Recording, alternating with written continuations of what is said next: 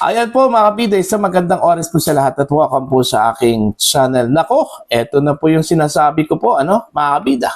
We cannot afford to let it happen, mga kabida. Ito kung posibleng pagkawala po ng milyon-milyong trabaho po mga kabida ng mga kababayan nating Pinoy na nakabase po sa Chinese territory po, mga kabida. Ito po, kabilang na ang mainland China, Hong Kong at saka Macau, mga kabida. Okay? Nagbabala ngayon itong Chinese Embassy po na nakabase dito sa Pilipinas na posibleng maapektuhan itong trabaho po ng ating mga kababayan, mga kabida, dito ho sa patuloy na bangayan po sa pagitan ng Pilipinas at ng China, mga kabida. Lalong-lalo na po itong tension ngayon ng mga opisyal po ng Chinese Embassy at ng mga opisyal po natin dito sa Pilipinas, mga kabida. Ito, babasahin ko lang po itong article ng Ang Balita Ngayon, Ito yung kanilang titulo po mga kabida, nakakabahala po ito, Milyon-milyong trabaho nanganganib na mawala, babala ng Chinese Embassy sa Senado. Okay? Nagbabala ang Chinese Embassy sa Maynila na maaaring magdulot ng malubhang epekto sa ekonomiya at trabaho ng mga Pilipino ang patuloy na paglala ng tensyong diplomatiko sa pagitan ng Pilipinas at China. Ito ay matapos ilabas ang pahayag ng tagapagsalita ng embahada na si Xi Jinping bilang tugon sa mga banat ng ilang senador, kabilang ang Senate President Vicente Tito Soto III kaugnay ng issue sa West Philippine Sea o WPS. Sa kanyang pahayag, diretsahang nagbabala si Xi Jinping sa posibleng epekto ng diplomatic tension. Okay? Ito yung sinabi po ng kanilang spokesperson po, mga kabida. Anumang seryosong pinsala sa ugnayang diplomatiko, kabilang ang pagbaba ng antas nito, ay maaaring magresulta sa pagkawala ng milyon-milyong trabaho. Handa ba ang mga senador na ito na personal na bayaran ang mawawalan ng kita? O mas madali lang bang magpasikat kapag ibang tao ang nagdurusa? Ayan, ang sakit naman po, mga kabida. Ayon sa Chinese Embassy, hindi lamang politika ang nakataya sa sigalot, kundi pati ang kabuhayan ng maraming Pilipino. Nagsimula ang mainit na palitan ng pahayag matapos ipasa ng Senado ang Resolution number 256 na kumukondina sa mga naging pahayag ng Chinese Embassy laban sa mga Pilipinong opisyal na nanindigan sa soberenya ng bansa sa WPS. Tinawag ito ng China na political stunt. Nasagot naman ni Tito Soto na naging pahayag na he is claiming that we are intimidating Chinese diplomats, yet he continues to speak disrespectfully against us and calling the Senate resolution a mere political stunt. I can say the same thing to him, that he knows little about how diplomacy works. Respect begets respect. Sa huling bahagi ng pinakabagong pahayag ng Chinese Embassy, binatikos din ang asal ng ilang mga politiko. When it comes to serious diplomatic affairs, some politicians behave like children playing house. Dagdag pa nito, spouting nonsense only exposes their ignorance and arrogance. Sa pinakahuling pahayag ng Chinese Embassy, binigyang din ni Xi Jinping na maaaring magdulot ng pagkawala ng milyon-milyong trabaho ang lumalalang tensyon sa pagitan ng Pilipinas at China. Inamon din niya ang mga senador kung handa silang panagutan ang magiging epekto nito. Habang patuloy ang palitan ng maanghang na salita na natiling sentro ng sigalot ang West Philippine Sea, kung saan nagtatago ang usapin ng soberanya, diplomasya at kabuhayan ng mga mamamayang Pilipino. Ayon. Yun na yung sinasabi ko po, mga kabida. Baka naman po umabot po sa sukdulan, Yung limit po ng pasensya, mga kabida, ng China dahil dito sa sigalot po sa pagitan po ng mga opisyal po ng Chinese Embassy at ang mga opisyal po natin dito sa Pilipinas. Dito sa stage na ito medyo nakakabahala na po mga kabida. Ito hong sigalot ngayon ng China at ng Pilipinas. At stake ho dito mga kabida, ito hong kabuhayan po ng ating mga kababayan doon ho sa Chinese territory. Po? Okay? Alam naman po natin na libo-libo po o di kaya milyon mga kabida yung mga Pilipino na nagtatrabaho po sa teritoryo po ng China. Kabilang na po dito ang mainland China, Hong Kong at saka Macau, mga kabida.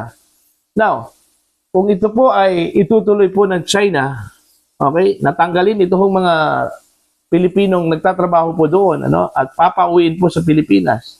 Can we afford it? Kaya ba natin yon, mga kabida? Okay? Pagkakalam ko lang po, ang latest datos na lumabas po, ng mga OFWs po natin, nasa 500,000 po 500,000 OFWs po ang nagtatrabaho po ngayon, sa Chinese territory po, mga kabida. Okay?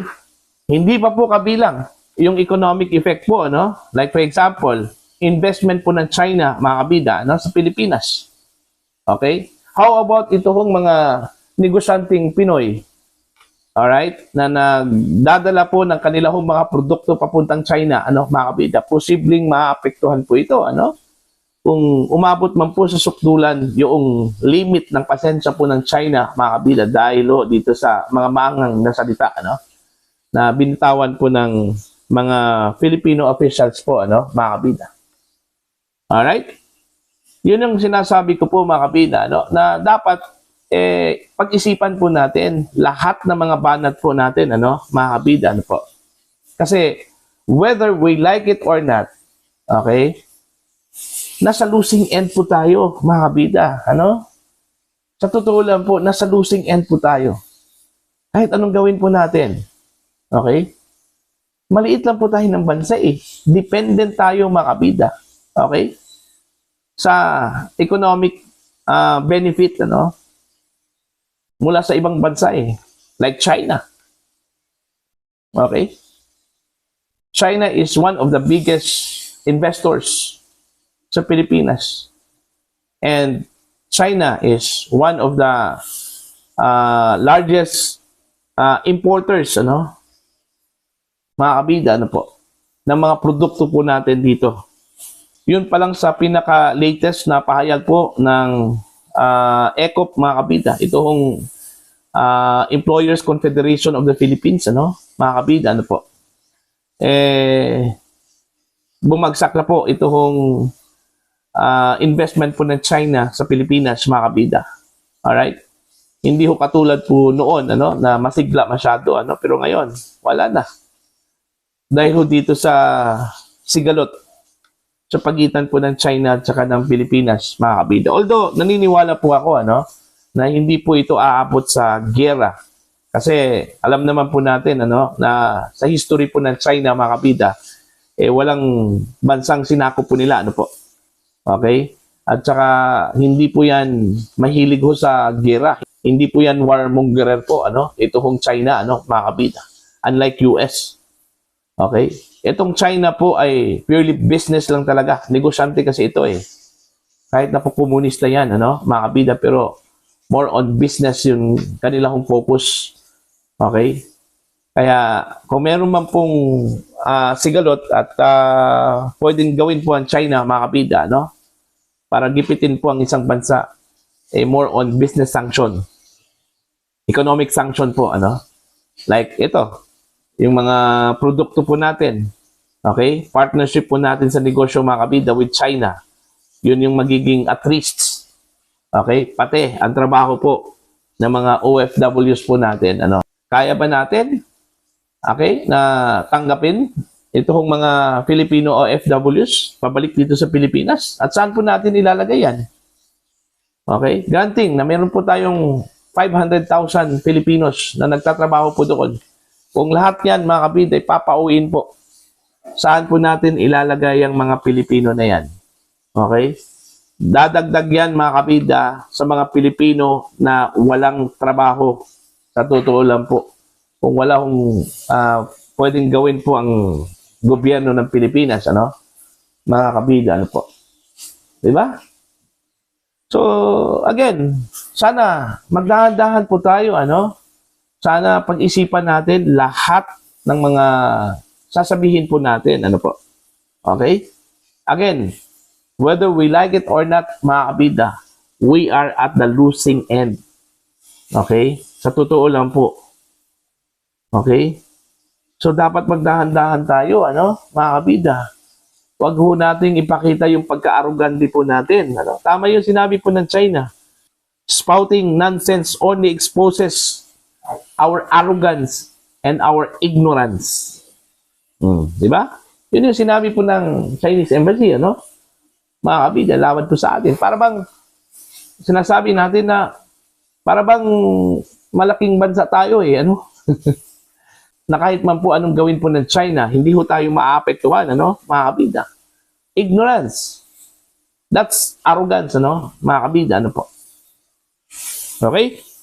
So sana pag-isipan, mag-isip-isip po ang mga politiko po natin, ano? Dapat ma-realize din ng mga politiko, ano, natin, mga kabida, na hindi po lahat ng bagay ay pwede natin gawin, mga kabida. Alright?